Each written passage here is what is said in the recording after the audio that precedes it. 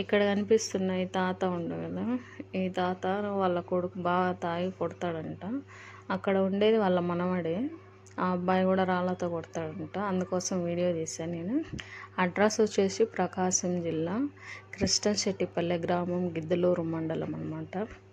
ఎవరైనా హెల్ప్ చేయాలనుకుంటే అతన్ని ఆశ్రమంలో జాయిన్ చేస్తారు కదా, వాళ్ళకి షేర్ చేయండి. నా ముందే ఆ అబ్బాయి కర్ర తీసుకొని పైకి ఇసిరేయడం,